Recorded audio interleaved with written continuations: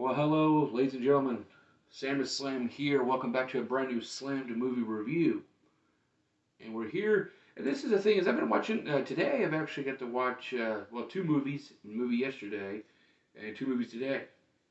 I got to do what's the movie before this is got to relive and watch Child's Play 3 with my girlfriend, and it was great to relive that film once again.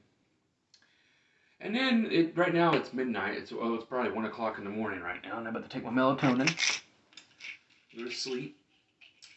But yes, it's at midnight, and I was looking at. I want to watch another horror movie. And then I know in October I want to watch a lot of horror movies.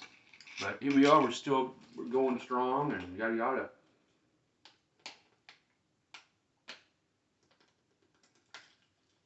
We're here for 1989's The House of Clocks. I just found out, I was looking on the Wikipedia page or whatever, this was a TV movie. I'm like, this was a TV movie? I mean, it's a lot, overseas, but then again, they had the video nasties. But yes, 1989, The House of Clocks. This is directed by Lucio Fulci. And I've seen City of the Living Dead. I've seen The Beyond. And I've seen The House by the Cemetery. And then also Zombie. Now, I don't think I've reviewed Zombie, but I've watched Zombie before. And also, I think, no, he didn't do Demons. Mario Bavo's son did. I don't remember. I don't know the history and shit, but I just checked it out. And here we are. We talked about this film, Giallo, or a Giallo film. Whatever, Giallo. I love the thing about the Italians with the Giallo films. Bloody. Very bloody. And the music. The score. I just love it. Some of this music is not. Some of the score is okay, but most of the majority, these Italian horror films, the music, it just keeps you in gear. I don't know. I just like the film. But right here, this House of Clocks, more like House of Shit. More House of Shitlocks, because this was not my kind of film. People can like this or not. To me, did not give a fuck about it. Did not really care. I wanted to see the deaths and the kills. And this was very subpar. It was really not that good. Of all the Lucio Fulci films I've seen, this is the very last. And The Beyond beats this. I'm not a fan of The Beyond. I hated The Beyond. People say, oh, The Beyond, you hate The Beyond? I was not a fan of The Beyond. Because I don't like when... that was at the point where I really cared and serious of the films because they died at the end, or they're in the underworld. They got kept in the underworld. But watching this film, what a waste of fucking time. This was like, how long was this film? This was like 90-something minutes, wasn't it? 84 minutes this film was. And damn, it was the longest 84 minutes ever. And this also, it's going to be a crappy review. Sorry, guys, because of the people on here and yada yada, the story and the setting. So, this takes place as an elder. It doesn't make any fucking sense. But also, too, on the way, I had no subtitles. It is a dubbed, and I had my fan on, so I'm sorry. I couldn't hardly hear shit. I couldn't download the subtitles. The subtitles didn't work. So, shit. But, no. The main setting is this luxurious house of this elderly couple. And they have a housemaid. And then the nephew and the niece of his wife or whatever are dead in the fucking upstairs. In the chapel or wherever it is. And it's very confusing. Then you go to, and then the fucking bride, they have all these clocks, and they don't. I just don't understand. Like, they have to hit this housemaid who gets suspicious of what, and that's when I fell asleep for a minute, or I was on my phone, but she starts to know their motives. I still don't understand much of this shit. I mean, look at the plot here. I don't. Yeah, their maid like becomes more suspicious or more suspicious about her sinister employers, which she finds out the dead people, the dead bodies of the money grabbing nephew and his wife, whatever. So it's like, and then she got a graphic kill in the vagina or something, or like the elderly lady just her, and then you had the oh yeah, the fucking bird kill. This old couple, Victor and Sarah. Victor plays Palio Palio Paliolini, and Sarah played by Bettina Malini. I don't know how to say it. And they had their little groundskeeper Peter looking after their at their house with his Dobermans. And I tell you what, this it's just yeah. But the Victor just kills this. Oh, what a cute little bird. Feeds it to the cat. Um, but yeah, it goes to them and this elderly couple, and then there's groundskeeper, and then their maid, which they kill the maid in very graphic fashion, which is a good plus on this because it's very graphic. It's awesome. Then you have when I see there's these three young perpetrators, these three robbers, and they really they really fucking.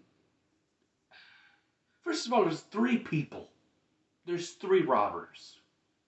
Not one, not two, but three. You know, this. I think I would like this film even more if there was at least another one, or at least six. But no, you get two. You get one chick named Diana, who's played by Karina Huff, and her boyfriend Tony, played by Keith Van Hoven, and Paul, played by Peter Hintz. Now, Paul is the low rent, generic Italian Bill Moseley. He doesn't look like him hardly, but he reminds me of him. What a fucking prick he is. What the? He fucking. Oh, he gets a fucking cat oh, it just comes out of nowhere. They go to the store, they rob they have Diana distract the guy the shopkeeper of her panties. Oh, do you guys get the underwear? You guys get any kind of underwear here? And he's like mesmerizing, smelling it and everything. While they're taking groceries and all this other shit, they come back and there's this cat that gets in there. This motherfucker suffocates this fucking cat. The fucking low rent generic Bill Moseley. And I'm like, yeah, I can't wait till you fucking die, you dumb bitch. I'm like, yeah, just let's. It's just like okay. And they have a tip off that there's a near there's like a there's a they want to rob the old couple's house. This old couple, and so they get in there, and she gets in somehow to get a phone, and then she has the guys that come with them, and then they go after him, and then the accidentally get killed. Yada yada, and the old man dies, and then they have all these stupid ass clocks everywhere. And they have their groundskeeper. They're all dead. He's just like fucking foreskin, no eyeball on his right. I don't know what it is, but this is when after they kill him accidentally. And oh my god, the Diana bitch was so annoying.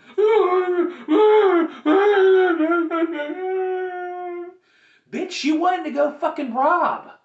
You wanted to rob a fucking house, and then you get to this place and you're self defense, shooting, killing the other couple, and you're just bitching the whole fucking time. And then the time stops. And it's just like, okay. They try to leave the house. There's Dobermans cutting them off. The boys from the Brazils, dogs. It's just very subpar. And then they have the little joint. I mean, when they smoke the joint, like the second time, there's two times they smoke. The second time, the score. Dun, dun, dun, dun, dun. Oh no, just the score just played well. And it was like, hell yeah. And then the couple fucks, leaves Paul out in the open like a dumbass. Where's another room where he can see in the other room. Ooh, that's a real cool little peaky room to have in parties. Oh, I can't be left out third wheel, but God, there's a door that has a window I can jack off to watch. That's what it was. And then all of a sudden he comes back, and then everything turns back to normal. Like the bodies are there, the old people get back up alive supposedly, and then he just supposedly just leans across the wall in this basement room. He gets shot in a shotgun, and then they're trying to find him, and then all fucking. I did not give a shit. And it didn't make any fucking sense because then the bridesmaid, the maid comes alive. Paul gets axed to death. He already came back alive, dead, and now or maybe he was still from that shotgun wound. I mean, I didn't really get it because the maid comes back from the ground, takes the guy out. Dinah thinks she leaves. Then she goes up to the chapel where she sees the old nephew and stuff. They come back alive. They end up fucking murdering fucking his uncle Victor or whatever, which that was a cool graphic death with the pitchfork shit or whatever. I don't know. And I don't really care. I mean, I know this review sucks. I don't care. This movie sucks. There's just bullshit. Just to making fucking sense. And then miraculously, they wake up, they're in a dream, or they feel like they were in a dream from the weed. And then the maid's back, and then they have it says the nephew and stuff's back, and then they have the old man. I guess as they go back and forth, I guess with his time, the time clock things. I don't know, but then we go back to we're like 5 minutes before this movie ends, and we're like, oh, is this a dream? And I'm like, this ain't no fucking dream. They say, oh, we had a dream. It was scary. Da, da, da. But guess what? Bites him on the ass. The fucking cat who they fucking suffocated or whatever, or I don't know if it did. I think it did. He comes back and scratches the fuck out of Paul, who's driving this time, and they get a fucking wreck. That didn't even look like they even got bludgeoned to death, but they all did. They all died. The end. There's your fucking movie. But like I said, of all the Lucio Fulci films, this movie's in the piss. Of all the I mean, I just enjoyed the City of the Living Dead, the music. I love the score of that. The Beyond in some way better than this shit. And then the House by the Cemetery. So I mean, those those were the Gates of Hell trilogy. Those films are much more better than this shit. I mean, there's nothing. There's not even any quality scenes to be memorable about. The thing was let's get this film finished up and let's see these guys die. And it's just I don't. It's just the whole time it stopped and then it comes back and I didn't care. Garbage. Do not recommend this film. Definitely not rewatchable. But thank you guys for watching this review anyway. I mean, it was a Giallo film, which I kind of want to watch more Giallo films in a way. The Italian films. Fuck it. I love the blood.